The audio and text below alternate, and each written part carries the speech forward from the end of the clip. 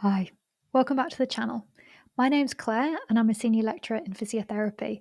And in this video, I'm going to talk through how to write up your discussion section for your literature review. So, just a bit of an overview as to where you've come from. Well done, you're getting close to the end. You're now on step 8. So, we're talking about presenting your findings, specifically writing up your discussion. So, I've spoken a little bit about that first paragraph of the discussion in the overall structure for a literature review section, but let me just do a quick recap here. So, the first section, first paragraph of your discussion goes something like this: the aim of this study was to dot dot dot, and then you restate the aim or the research question here. Make sure it matches the one that's in your introduction. Sometimes it changes and morphs a little bit by the time you move through your review and get to the end. So double check and make sure they match. Second sentence: this is important because why does this matter? So just a brief sentence or two here. Third sentence: findings from this review highlight slash show that, however you want to word it, and then you summarize the key findings. So, what's important in that final sentence is that you actually make sure you answer the research question or the aim for your particular review question that you are looking at. Okay, so that's a recap. That's your first paragraph of the discussion, pretty formulaic. The rest of the discussion, this is where you're going to situate your findings within the wider literature on the topic. So make sure you use the wider literature, as I said in that general overview write up, as a marker when I'm reading someone's discussion. If I'm not seeing lots of wider literature included and it's only the same studies that they've included in the review, it will get a lower mark because the findings haven't been discussed in relation to the wider literature because there wasn't any wider literature included, or there was minimal wider literature included. So you must make sure you include the wider literature. And generally, that will be a lot of the studies that you discounted as to whether they would meet your inclusion criteria, but they were still on topic. So those are the ones that you can go back and use for writing this part of your discussion. Now, quantitative and qualitative authors approach results and discussions write up in quite different ways. So, this makes me nervous to say that this is the exact way. So, instead, what I'm going to do is I'm going to offer you a couple of examples of ways that you could write it up.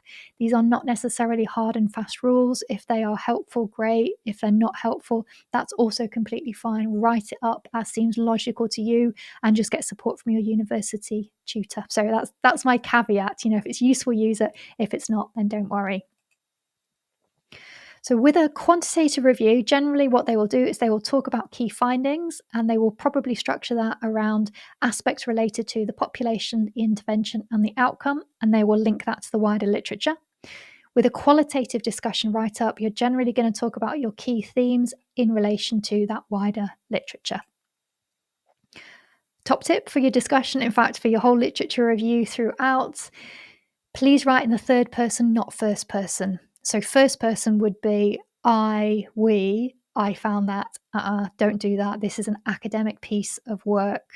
What you really want to do is write in the third person. So instead of saying I, you would say this review has highlighted, has found that, etc. So that's just a general top tip for writing up. So this is how I tend to write up my discussions. Now, I predominantly do qualitative research and qualitative review, so just bear in mind as you listen to that. But this is how I proceed after I've done that first introductory paragraph.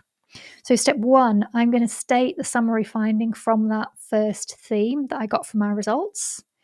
Step 2, I'm going to say, what does the wider literature say on this?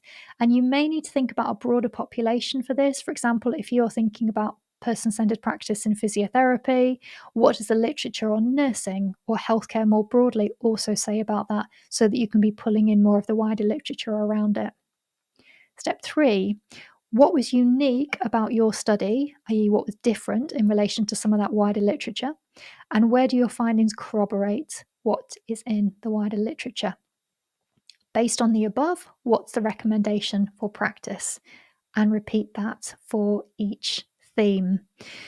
You can also use this for quantitative discussion write-up. So it might be that you've actually got a few key themes or discussion points that you want to draw on. That's completely fine, in which case that same approach would work. But also, I've done a separate video on quantitative discussion write-up because that is a little bit more nuanced than this. So it's up to you. You do whatever you think will work best for you.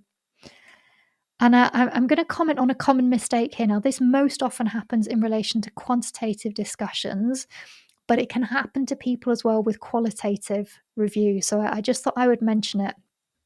What you must make sure you don't do is you don't just want to describe each study in turn. So, for example, this one on the left, study by study, author X did this and they found that. Author Y did this and they found that. Author Z did this and they found that. That is highly, highly descriptive. So, that is not going to get you to the depth that you need to go to for doing the analytical nature of this discussion write up. So that is one approach. Please don't do that. The second approach is you actually do your discussion by theme. So for example, treatment dose seems to affect the outcome as illustrated by the differences between the studies, references XYZ. Greater frequency seemed to yield greater change, XY. However, greater intensity had the opposite effects, YX. So I'm hoping you can see the difference between those. What you don't want to do is just list out each study and what they found. Instead, you want to group it around a particular theme. And my top tip to avoid falling into that trap of just describing what each study did is very simple. Don't start at the beginning of a sentence with the name of the study author because you just fall into that trap. Really, what you should do, start with the analytical point that you're trying to make and then put the references in brackets at the end. That is how you can avoid being too descriptive with your results. Yes, and I've signposted you to that already. So quantitative discussion video for more details.